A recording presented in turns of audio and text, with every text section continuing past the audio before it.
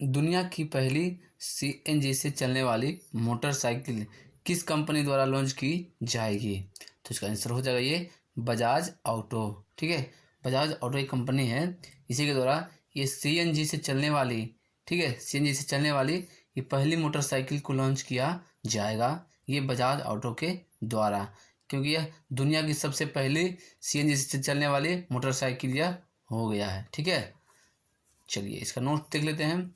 Bajaj auto दुनिया की पहली सीएनजी मोटरसाइकिल को लॉन्च करने को तैयार में है। ठीक है, बजाज अपने इस सीएनजी मोटरसाइकिल को इसी साल यानी कि 2024 में ही ये 18 जून को लॉन्च करने जा रहा है। ठीक है, अब बजाज का जो एमडी हैं यानी कि मैनेजिंग डायरेक्टर वो कौन है? तो ये राजीव बजाज है। ठीक है, बजाज के मैनेजिंग डायरेक्टर कौन है?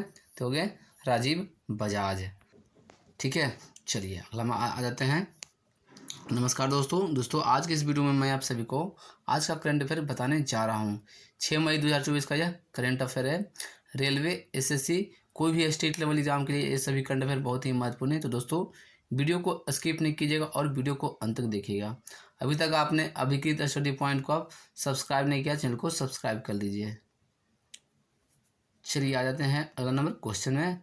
पहला नंबर एक क्वेश्चन है, ठीक है, विश्व का पहला एआई सेफ्टी समिट किस देश में आयोजित की जा रहा है? तो इसका आंसर हो जाएगा ये ब्रिटेन। ठीक है, ब्रिटेन में विश्व के पहले एआई सेफ्टी समिट है जो ये आयोजन किया गया है, ये ब्रिटेन देश में। चलिए इसका नोट से, विश्व का पहला एआई सेफ्टी समिट यूरोपीय देश ब्रिटेन में शुरू हुआ है। इस सम्मेलन में भारत, अमेरिका, फ्रांस, सिंगापुर सहित कई देश ने भाग लिया है। ठीक है, चलिए अगला क्वेश्चन में आ जाते हैं। अगला नंबर एक क्वेश्चन है, ठीक है, फीफा पुरुष विश्व कप 2034 की मेजबानी कौन सा देश करेगा?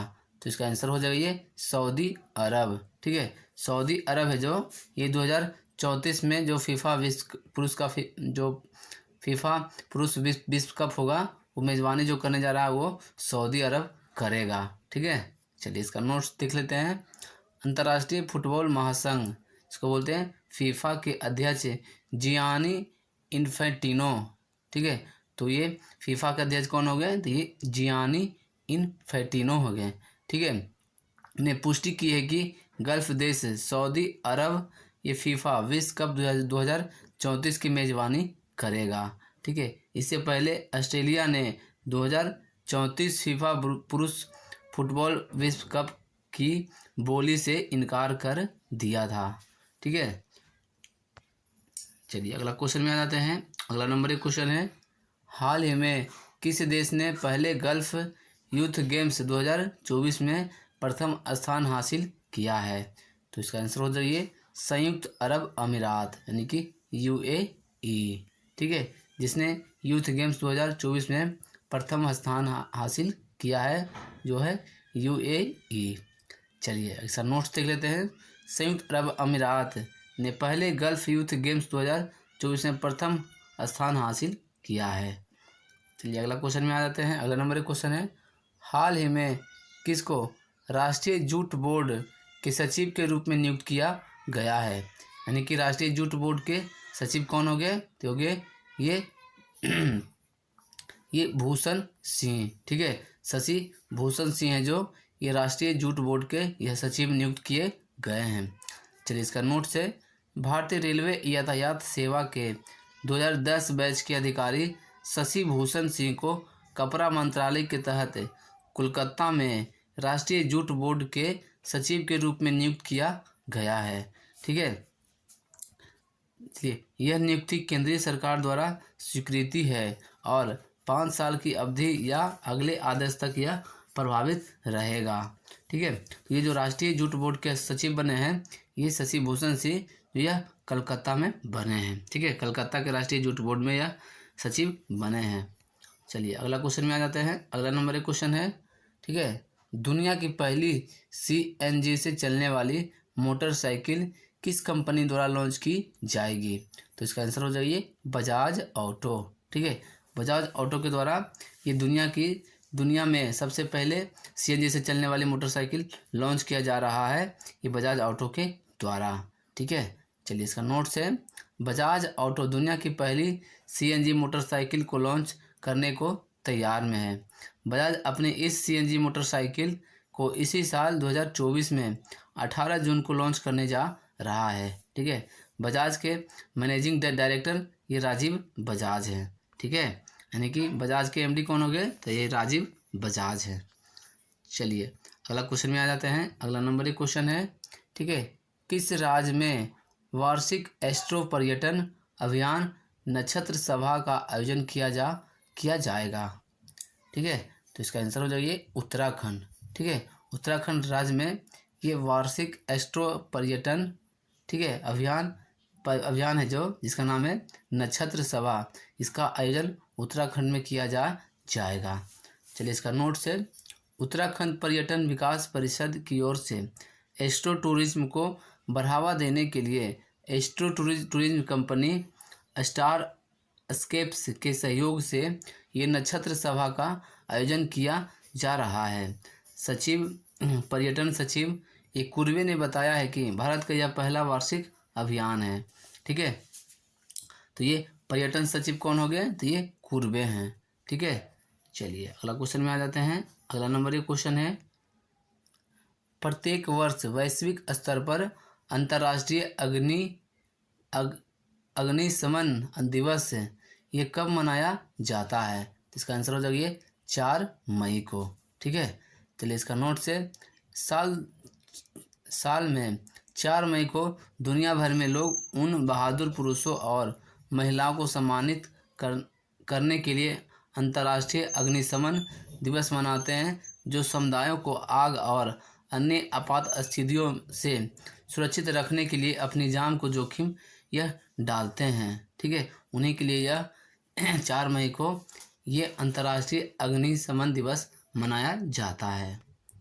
चलिए अगला क्वेश्चन में आ जाते हैं। अगला नंबर 1 क्वेश्चन है, ठीक है, वर्ल्ड प्रेस फ्रीडम इंडेक्स 2024 में भारत को कितना रैंक पर रखा गया है? तो इसका आंसर हो जाइए 159वां।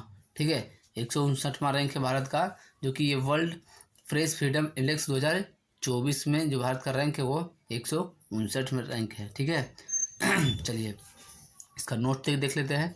वार्षिक विश्व प्रेस स्वतंत्रता सूचकांक में भारत के 180 देशों में 159वें स्थान पर है। 2023 की सूची में भारत 161 स्थान पर था। ठीक है, 2023 में भारत का कितना रैंक था?